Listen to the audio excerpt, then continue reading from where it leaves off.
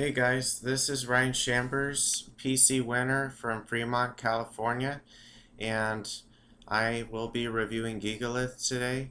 It is a Pokemon that I feel like has a lot of potential.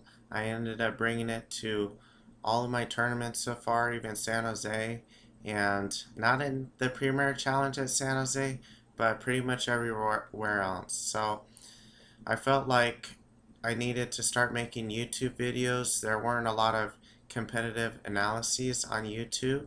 There's a lot of Pokemon that still have no analyses whatsoever about them, and I felt like I should bridge the gap. Okay, so I ended up using a Ranguru Gigalith in my Premier Challenge. By the way, this is the first competitive tournament in person that I've ever won. Now, I've entered lots and lots and lots of tournaments throughout my career. I ended up placing very well in previous years, so I mean not nearly as good as some other YouTubers and other competitive Pokemon players, but I didn't really compete every season, and I don't feel like I need to go through all my credentials. So basically, here's the first set. I don't recommend this one as much as the other ones, but it's weakness policy. And keep in mind these EVs aren't usually the same exact ones that I'm using. I don't really like to get into this whole speed creep war or EV war to barely wall this, barely wall that. And EVs I feel like are the most specific private thing about a Pokemon's basically about a Pokemon player's team. So this one I ended up using these exact EVs at the Premier Challenge. It was very new back then, but I knew after using Gigalith that weakness policy was an option, but I actually ended up using wide lens. I'll get to that later, but weakness policy does have a niche where you have a lot of offense, but the downside is that Rock Slide can miss, and I felt like I just needed consistency, for Gigalith to do really well. Like the Rock Slides kept missing, and they flinch more when they're more accurate, along with the Stone Edge hitting harder. But weakness policy is definitely really threatening. Gigalith has good typing for weakness policy, has a lot of weaknesses like fighting, grass, ground, etc.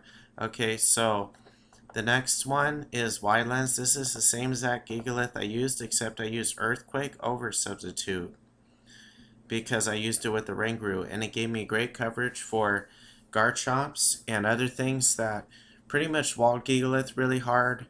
I didn't really see any Gastrodons, and the Crocodiles normally led.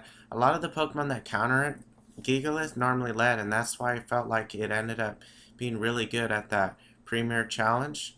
So I would just weaken their Garchomp or Crocodile, basically their rock resistances for the most part. And then sweep with the Ranguru Gigalith and back, except I really wouldn't say it is as consistent as it used to be. You have to be a little bit better now than you used to be to pull it off, but I still use it sometimes. Okay, and by the way, Substitute.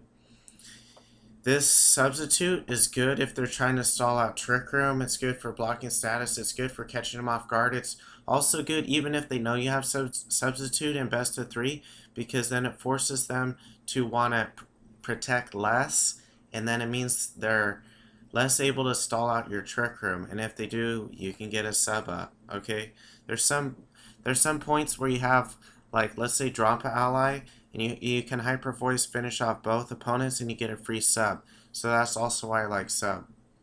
And I ended up using this at the San Jose Regional. Okay, so this is another Gigalith. I really haven't used this one too much, to be honest, but the pros of this one is that it's very powerful.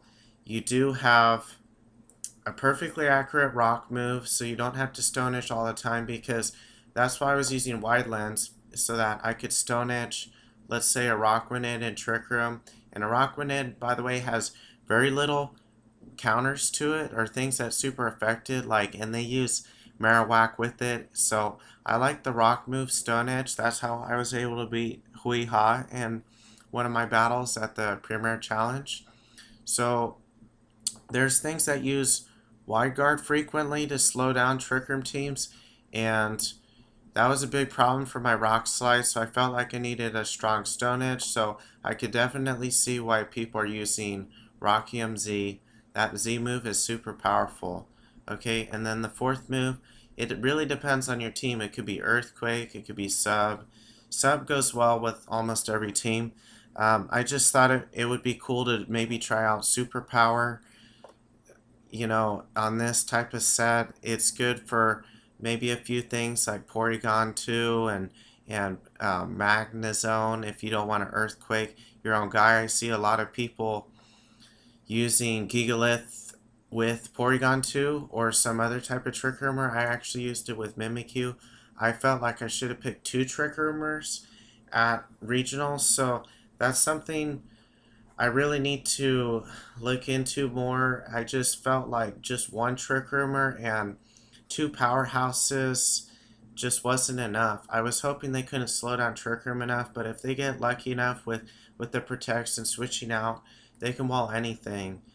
Some things actually wall two things. They resist 2 things. Like I had a problem with Magnezone.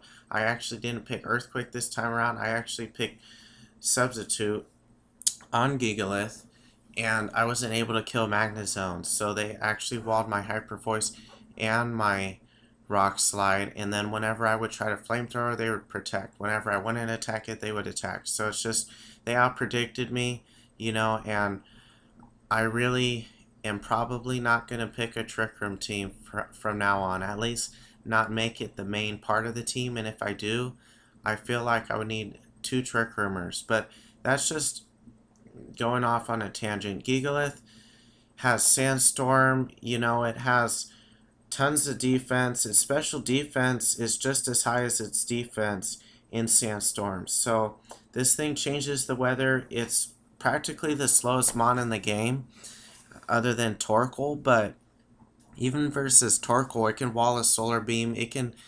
You can send it in after Torkoal and change the weather, mess up all its moves. So Gigalith is definitely a force to be reckoned with, but if they resist it, it makes it a lot more difficult. But that's where I really like Rockium Z Gigalith.